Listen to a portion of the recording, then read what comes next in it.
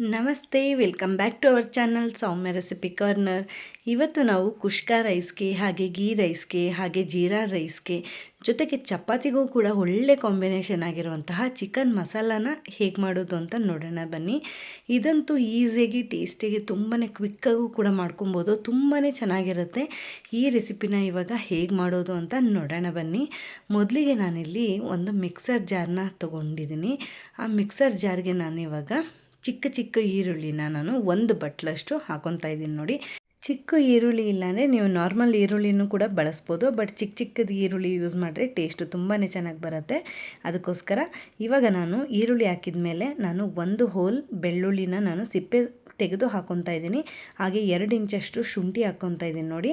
ಹಾಗೆ 2ರಿಂದ 3 ಪೀಸ್ ಚಕ್ಕೆ, ಹಾಗೆ 1-2 ಲವಂಗ, ಹಾಗೆ 1-2 ಟೊಮೆಟೊನೂ ಕೂಡ ನಾನು ಕಟ್ ಮಾಡಿ ಸೇರಿಸ್ಕೊತಾ ಇರುವಂತಹದ್ದು. ಜೊತೆಗೆ ನಾನು ಒಂದು 1/4 ಕಪ್ಪಾಗಷ್ಟು ತೆಂಗಿನಕಾಯಿನೂ ಕೂಡ ನಾನು ಬಳಸ್ತಾ ಇದ್ದೀನಿ. ಒಂದು 3ರಿಂದ 4 ಟೇಬಲ್ ಸ್ಪೂನ್ ಹಾಕಿದ್ರೆ ಸಾಕಾಗತ್ತೆ. ಹಾಗೆ ನಾನು ಕೊತ್ತಂಬರಿ ಸೊಪ್ಪು ಮತ್ತು ಪುದೀನೂ ಕೂಡ ಸೇರಿಸ್ಕೊತಾ ಇದ್ದೀನಿ ನೋಡಿ. ಇದರ ಜೊತೆಗೆ ನಾನು ಒಂದು 3 ಹಸಿಮೆಣ್ಸಿನ್ಕಾಯಿನ ನಾನು ಸೇರಿಸ್ತಾ ಇದ್ದೀನಿ. ಇದನ್ನೆಲ್ಲನೂ ಸೇರಿಸಿ ಇವಾಗ ನಾವು ಸ್ವಲ್ಪ ನೀರನ್ನ ಸೇರಿಸ್ಕೊಂಡು ಕ್ಲೀನಾಗಿ ಫೈನ್ ಪೇಸ್ಟ್ ಮಾಡ್ಕೊಬೇಕಾಗತ್ತೆ ನೋಡಿ. ಈ ರೀತಿಯಾಗಿ ಫೈನ್ ಪೇಸ್ಟ್ ರೆಡಿಯಾಗಿ ಇಟ್ಕೊಬೇಕಾಗತ್ತೆ. ಈಗ ನಾನು ಚಿಕನ್ನ ತೊಗೊಂಡಿರೋಂತಹದ್ದು ಅರ್ಧ kg ಚಿಕನ್ನ ನಾನಿಲ್ಲಿ ಕ್ಲೀನಾಗಿ ವಾಶ್ ಮಾಡಿ ತೊಗೊಂಡಿರೋಂತಹದ್ದು ನೋಡಿ. ಈಗ ನಾವು ಒಂದು ಪ್ಯಾನ್ ಇಟ್ಕೊಂಡು ಪ್ಯಾನ್ಗೆ ಸ್ವಲ್ಪ ಆಯಿಲ್ ಹಾಕ್ಕೊಂಡಿದ್ದೀನಿ. ಆಯಿಲೆಲ್ಲ ಚೆನ್ನಾಗಿ ಕಾದ್ಮೇಲೆ ಇವಾಗ ನಾನು ಡೈರೆಕ್ಟಾಗಿ ಚಿಕನ್ನ ನಾನು ಸೇರಿಸ್ತಾ ಇದ್ದೀನಿ. ಚಿಕನ್ನು ನಮಗೆ ಇಲ್ಲಿ ಕ್ಲೀನಾಗಿ ಬೇಯಬೇಕಾಗತ್ತೆ. ನೀರು ಬಿಟ್ಟು ಅದು ನೀರೆಲ್ಲ ಡ್ರೈ ಆಗಬೇಕು, ಅಲ್ಲಿ ತನಕ ನಾವು ಇದನ್ನು ಕ್ಲೀನಾಗಿ ಬೇಯಿಸ್ಕೊಳ್ಳೋಣ. ಇದು ಬೇಯಲಿಕ್ಕೆ ಅಂತ ಹೇಳಿಬಿಟ್ಟು ನಾನು ಸ್ವಲ್ಪ ಅರಿಶಿಣ ಮತ್ತು ಸ್ವಲ್ಪ ಉಪ್ಪನ್ನ ಕೂಡ ನಾನು ಸೇರಿಸ್ತಾ ಇದ್ದೀನಿ.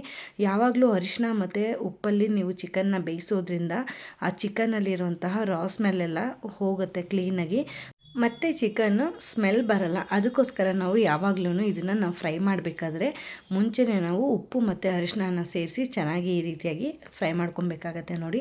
ಇದು ನಮಗೆ ಇವಾಗ ನೀರೆಲ್ಲ ಬಿಟ್ಕೊಂಡು ಬರಬೇಕು, ಅಲ್ಲಿ ತನಕ ನಾವು ಒಂದು 5 to 10 ಮಿನಿಟ್ಸ್ ನಾವು ಇದನ್ನು ಚೆನ್ನಾಗಿ ಈ ರೀತಿಯಾಗಿಯೇ ಫ್ರೈ ಮಾಡ್ಕೊಳ್ಳೋಣ ನೋಡಿ. ಇದೆಲ್ಲ ಇವಾಗ ಚೆನ್ನಾಗಿ ಫ್ರೈ ಆಗಿದೆ.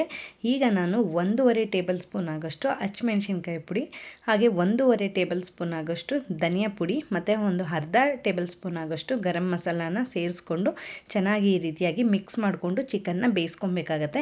ಈ ರೀತಿ ಮಾಡೋದ್ರಿಂದ ಚಿಕನ್ಗೆ ಉಪ್ಪು ಖಾರ ಎಲ್ಲ ತುಂಬ ಚೆನ್ನಾಗಿ ಹಿಡಿಯುತ್ತೆ. ಅದಕ್ಕೋಸ್ಕರ ಇದು ಒಂದು 2 ನಿಮಿಷ ಆದಮೇಲೆ ನಾವು ರುಬ್ಬಿಟ್ಕೊಂಡಿರೋಂತಹ ಮಸಾಲಾನ ನಾನು ಸೇರಿಸ್ತಾ ಇದ್ದೀನಿ ನೋಡಿ. ನಾವಿಲ್ಲಿ ಹಸಿ ಮಸಾಲಾನ ಬಳಸ್ತಾ ಇರೋದ್ರಿಂದ ಈ ಮಸಾಲ ಎಲ್ಲವೂ ಕೂಡ ತುಂಬ ಚೆನ್ನಾಗಿ ನಾವು ಫ್ರೈ ಮಾಡ್ಕೊಬೇಕಾಗತ್ತೆ. ಆ ಮಸಾಲದು ಸ್ಮೆಲ್ಲೆಲ್ಲ ಹೋಗೋ ತನಕನೂ ನಾವು ಇದನ್ನು ಕ್ಲೀನಾಗಿ ಫ್ರೈ ಮಾಡ್ಕೊಬೇಕಾಗತ್ತೆ ನೋಡಿ. ಇದೆಲ್ಲ ಸ್ವಲ್ಪ ಫ್ರೈ ಆದಮೇಲೆ ನಾನಿವಾಗ ಸ್ವಲ್ಪ ನೀರನ್ನ ಸೇರಿಸ್ಕೊತಾ ಇರೋದು.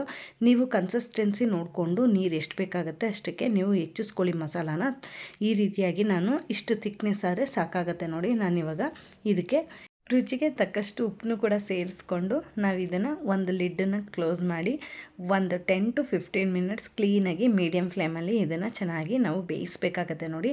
ಇದನ್ನೆಲ್ಲನೂ ಕೂಡ ನಾವು ಕ್ಲೀನಾಗಿ ಮಿಕ್ಸ್ ಮಾಡ್ಕೊಂಡು ಇವಾಗ ಕ್ಯಾಪ್ ಮುಚ್ಚಿ ನಾವು ಬೇಯಿಸ್ಕೊಳ್ಳೋಣ. ತುಂಬಾ ಚೆನ್ನಾಗಿ ಬರುತ್ತೆ ನೋಡಿ.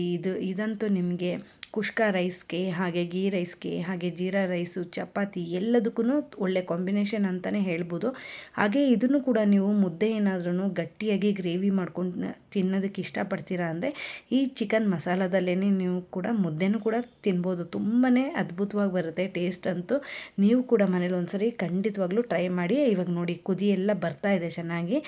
ಇವಾಗ ಆಲ್ಮೋಸ್ಟ್ ರೆಡಿಯಾಗಿದೆ ಚಿಕನ್ ಮಸಾಲ ಅಂತ ಹೇಳ್ಬೋದು. ಇವಾಗ ನೋಡಿ ಆಯಿಲೆಲ್ಲ ಚೆನ್ನಾಗಿ ಬಿಟ್ಕೊಂಡು ಬಂದಿದೆ ಮೇಲೆ. ಈ ಟೈಮಲ್ಲಿ ನಾನು ಸ್ವಲ್ಪ ಕೊತ್ತಂಬರಿ ಸೊಪ್ಪನ್ನು ಕೂಡ ನಾನು ಆ್ಯಡ್ ಮಾಡ್ಕೊಂಡಿದ್ದೀನಿ. ಆ್ಯಡ್ ಮಾಡ್ಕೊಂಡು ಚೆನ್ನಾಗಿ ಇದನ್ನು ಮಿಕ್ಸ್ ಮಾಡಿಕೊಂಡ್ರೆ ರೆಡಿ ಆಗುತ್ತೆ ನೋಡಿ ನಮ್ಮ ಚಿಕನ್ ಮಸಾಲ ಗ್ರೇವಿ. ತುಂಬಾ ಅದ್ಭುತವಾಗಿ ಬರುತ್ತೆ ಟೇಸ್ಟು. ನೀವೇನಾದ್ರು ಈ ವಿಧಾನದಲ್ಲಿ ಟ್ರೈ ಮಾಡಿಲ್ಲ ಅಂದರೆ ಖಂಡಿತವಾಗ್ಲೂ ರೆಸಿಪಿನ ಟ್ರೈ ಮಾಡಿ. ರೆಸಿಪಿ ಟ್ರೈ ಮಾಡಿದ್ಮೇಲೆ ನನಗೆ ತಪ್ಪದೆ ಕಾಮೆಂಟ್ ಮಾಡಿ ತಿಳಿಸಿ, ಓಕೆನಾ? ಐ ಹೋಪ್ ಈ ವಿಡಿಯೋ ನಿಮಗೆ ಇಷ್ಟ ಆಗಿದೆ ಅಂತ ಭಾವಿಸ್ತೀನಿ. ವಿಡಿಯೋ ಇಷ್ಟ ಆಗಿದೆ ವಿಡಿಯೋಗೆ ಲೈಕ್, ಶೇರ್, ಕಾಮೆಂಟ್ ಮಾಡೋದು ಮರಿಬೇಡಿ. ಹಾಗೆ ವಿಡಿಯೋ ಯೂಸ್ಫುಲ್ ಅನ್ಸಿದ್ರೆ ನಿಮ್ಮ ಫ್ರೆಂಡ್ಸ್ ಆ್ಯಂಡ್ ಫ್ಯಾಮಿಲಿಗೂ ಕೂಡ ವಿಡಿಯೋನ ಶೇರ್ ಮಾಡಿ ಅಂತ ಕೇಳ್ತಾ, ಯಾರೆಲ್ಲ ನನ್ನ ಚಾನಲ್ನ ಸಬ್ಸ್ಕ್ರೈಬ್ ಮಾಡ್ಕೊಂಡು ನೋಡ್ತಾ ಇದ್ದೀರಾ ಥ್ಯಾಂಕ್ ಯು ಸೋ ಮಚ್. ಹಾಗೆ ಸಬ್ಸ್ಕ್ರೈಬ್ ಮಾಡ್ಕೊಳ್ದೆ ನೋಡ್ತಾ ಇದ್ದರೆ ಖಂಡಿತವಾಗ್ಲೂ ಈ ಕೂಡಲೇ ಸಬ್ಸ್ಕ್ರೈಬ್ ಮಾಡ್ಕೊಂಡು ನೋಡಿ ಅಂತೀನಿ. ಹಾಗೆ ನೋಟಿಫಿಕೇಷನ್ ಆನ್ ಮಾಡ್ಕೊಳ್ಳೋದ್ರಿಂದ ನಾನು ಹಾಕೋ ಪ್ರತಿ ವಿಡಿಯೋನೂ ಕೂಡ ನೀವು ಮಿಸ್ ಮಾಡದೆ ನೋಡ್ಬೋದು ಅಂತ ಹೇಳ್ತಾ, ಮುಂದಿನ ರೆಸಿಪಿಯೊಂದಿಗೆ ಸಿಗ್ತೀನಿ. ಅಲ್ಲಿವರೆಗೂ ನನ್ನ ಪ್ರೀವಿಯಸ್ ವಿಡಿಯೋನ ಚೆಕ್ಔಟ್ ಮಾಡ್ತಾ ಇರಿ. Thank you so much for watching this video. Stay tune.